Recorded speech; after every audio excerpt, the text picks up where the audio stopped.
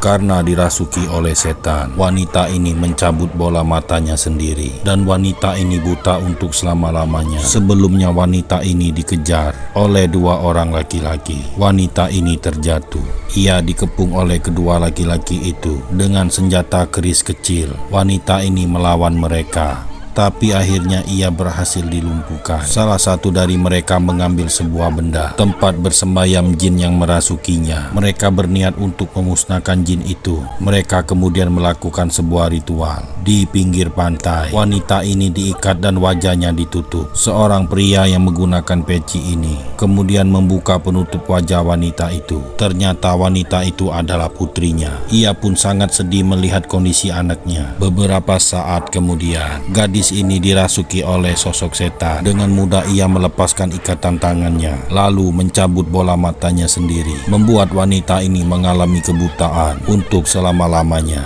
Beberapa puluh tahun kemudian, wanita itu sudah menjadi seorang nenek-nenek. Ia melihat rumah tempat tinggalnya dahulu yang kini sudah menjadi kosong, tak ditinggali. Di daerah pesisir pantai, orang di sana menganut agama Islam. Ada banyak sekali masjid yang berdiri kokoh di sana. Suatu hari rumah itu didatangi oleh sepasang suami istri. Mereka baru saja datang dari kota.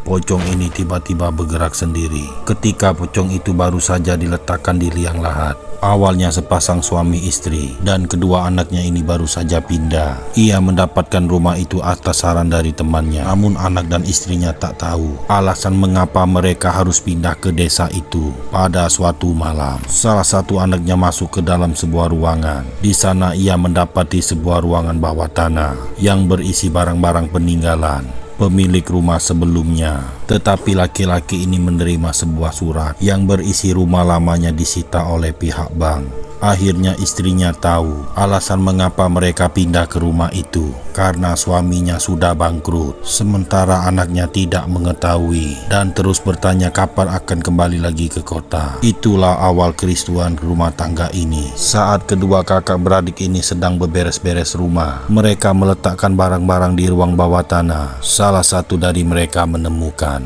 sebuah gelang yang menurut mereka itu aneh. Mereka berdua kemudian mengambil benda aneh itu. Di tempat lain mereka juga menemukan seperti tanduk kambing, namun bentuknya sangat unik. Mereka memutuskan untuk membawa benda itu. Keesokan harinya laki-laki ini pergi bersama temannya untuk menemui seorang saudagar kaya dan juga merupakan orang terpandang di desa itu. Ternyata di sana sedang ada sebuah ritual di mana seorang wanita dibungkus menggunakan kain kafan, lalu diletakkan ke dalam sebuah galian tanah, seperti memakamkan seorang yang sudah meninggal. Mereka berdua menyaksikan bagaimana bungkusan putih itu bergerak sendiri. Orang-orang di sana kemudian berkerumun untuk melihat apa yang terjadi dengan wanita yang di dalam bungkusan kain itu.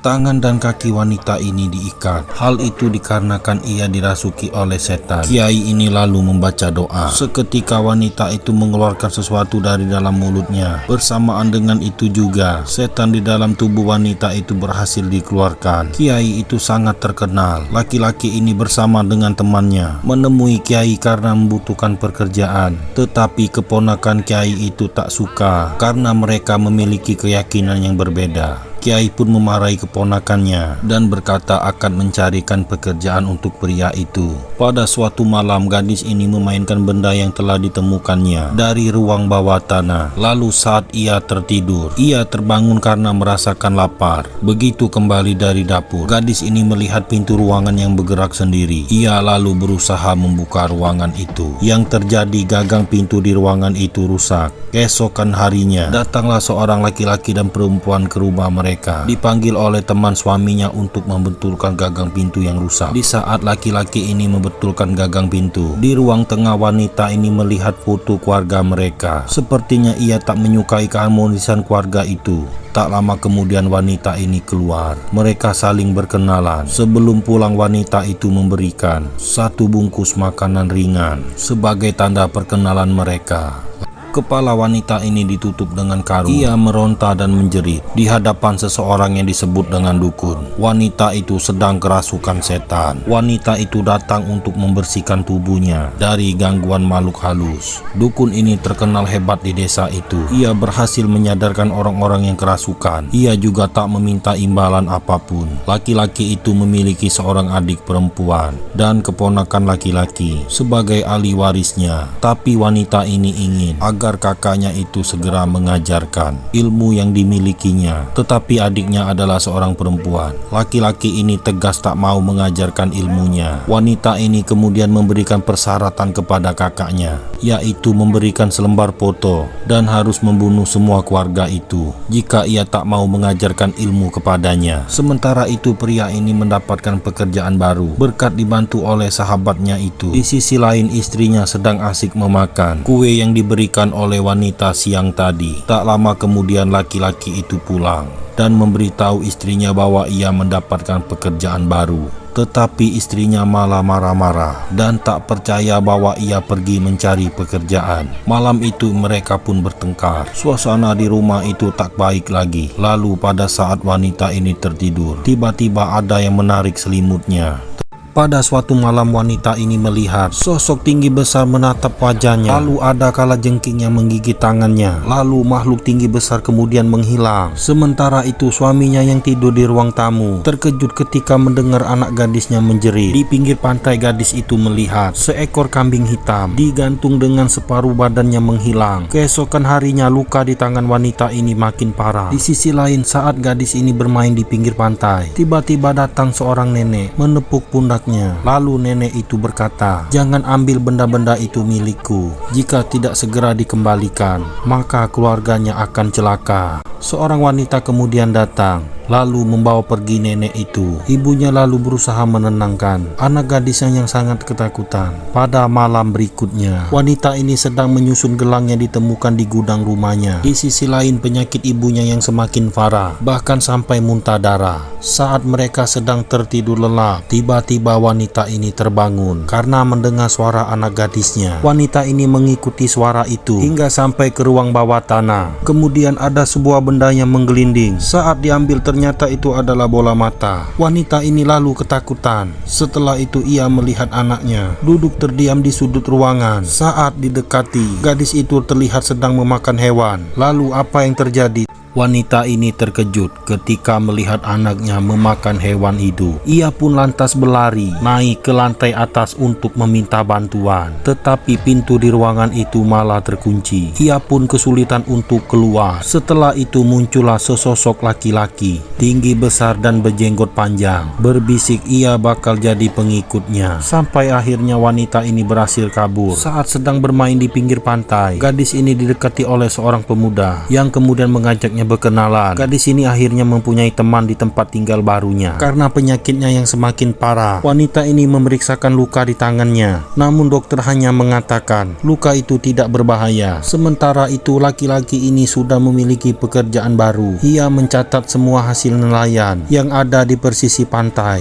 untuk kemudian dijual ke pengepul di tempat berbeda. Seorang dukun sedang melakukan ritual untuk mengguna-gunai keluarga itu. Saat gadis ini sedang menunggu ibunya yang berbelanja makanan, tiba-tiba saja mobil mereka mogok di tengah jalan. Di tengah kepanikan itu, gadis ini melihat sesosok tinggi besar berdiri di tengah jalan di depan mereka.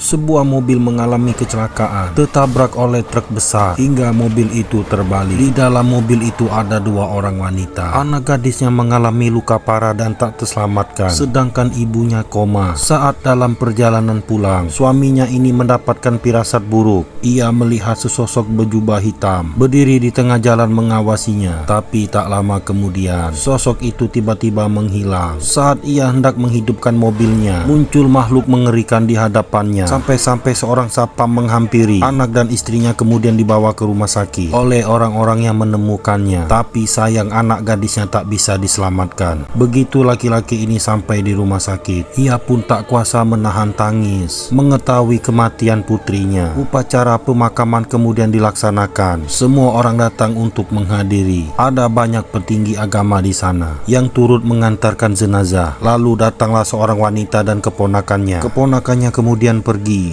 untuk menemui teman. Tetapi ada yang aneh dengan wanita itu.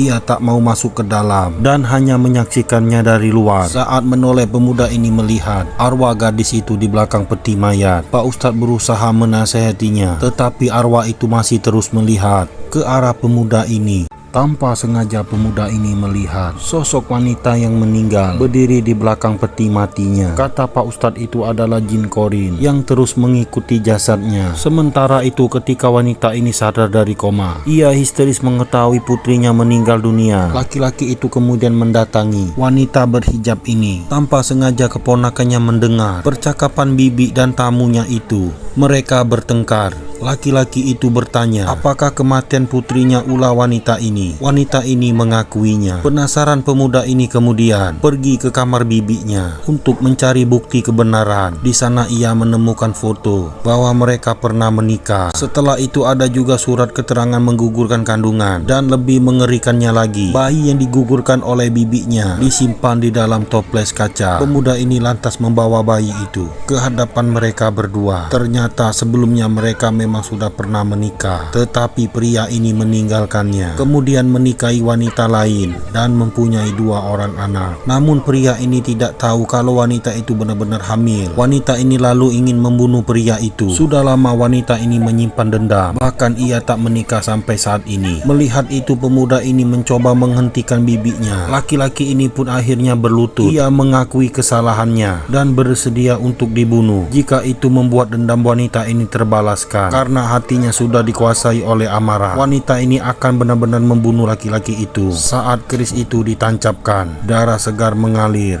tapi pria ini tak kesakitan. Kakaknya yang seorang dukun menghalangi kelakuan adiknya itu hingga tangannya terluka. Ia lantas memarahi adiknya dan meminta untuk menghentikan semua itu, sebab ternyata selama ini dukun tidak menuruti permintaan adiknya menghabisi nyawa keluarga laki-laki itu. Ia lantas memberikan sebuah benda kecil yang bisa membebaskan keluarga laki-laki itu dari gangguan ilmu sihir.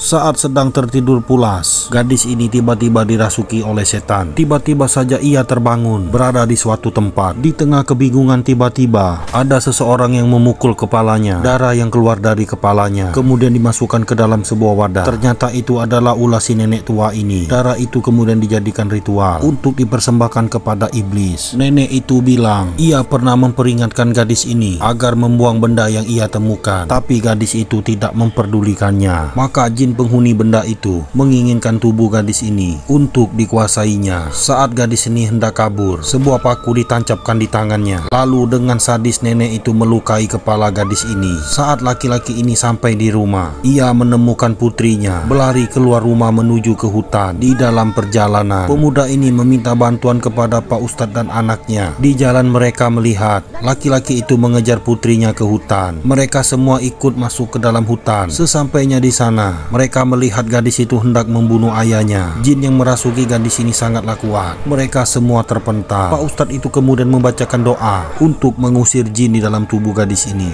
Tetapi semua itu sama sekali tidaklah mempan. Jin itu mengeluarkan kekuatannya hingga membuat mereka semua tak berdaya. Pak Ustadz berusaha untuk membakar benda kecil yang menjadi tempat jin itu bersembayam. Saat ia berhasil membakarnya, jin itu marah dan langsung menyerang Pak Ustadz. Sampai akhirnya Pak Ustadz ini meninggal dunia. Melihat ayahnya tergeletak tak bernyawa, pemuda ini menangis sejadi-jadinya. Laki-laki ini mengikuti putrinya berlari hingga ke rumah, tapi tiba-tiba sosok itu mencekik lehernya. Setelah itu sosok ini membuat gadis ini akan melakukan bunuh diri. Tapi tiba-tiba ibunya pulang dari rumah sakit, berusaha menghalangi niat putrinya itu. Anak Pak Ustadz dan temannya datang lalu membacakan doa, tetapi kekuatan jin itu berhasil membuat salah satu mata gadis ini buta. Jin itu menghilang bersamaan dengan berkumandangnya azan di sekitar desa itu. Anak pertamanya meninggal karena kecelakaan. Istrinya sempat koma berada di rumah sakit. Lalu anak keduanya mengalami buta seumur hidup. Semua itu adalah ulah sesosok jin kafir yang dikirimkan oleh seseorang. Dukun ini kemudian memutuskan untuk berhenti menjadi seorang dukun. Ternyata selama ini ia tak pernah menyihir keluarga laki-laki itu. Dia tahu bahwa ada orang lain yang mengacau keluarga itu. Beberapa tahun yang lalu, dukun ini bersama temannya yang seorang ustadz berhasil membelenggu iblis yang menguasai tubuh tubuh seorang wanita. Namun ia tak bisa memusnahkan makhluk itu, hanya bisa mengurungnya di dalam sebuah benda kecil. Ia berpesan kepada sahabatnya, jangan sampai benda itu ditemukan oleh orang lain. Beberapa tahun kemudian, dukun datang menemui keturunan wanita itu dan menanyakan benda peninggalan neneknya. Di sana mereka menemukan tempat bersembayam jin itu. Dukun berpesan agar benda itu segera dibakar. Tapi berkat kelicikan pria ini, benda itu tidak benar-benar angus terbakar. Sedangkan nenek ini adalah neneknya sendiri yang kemudian ia bawa pergi agar rumah itu menjadi kosong. Setelah itu laki-laki ini jugalah yang membawa sahabatnya tersebut untuk tinggal di sana. Setelah usaha sahabatnya itu ia buat bangkrut, sebelumnya laki-laki itu mengambil benda ini dan meletakkannya di tempat terbuka agar bisa ditemukan oleh keluarga dari sahabatnya itu. Ternyata dari hancurnya keluarga kecil itu adalah bersumber pada sahabatnya sendiri yang tak suka dengan keberhasilannya. Film pun selesai.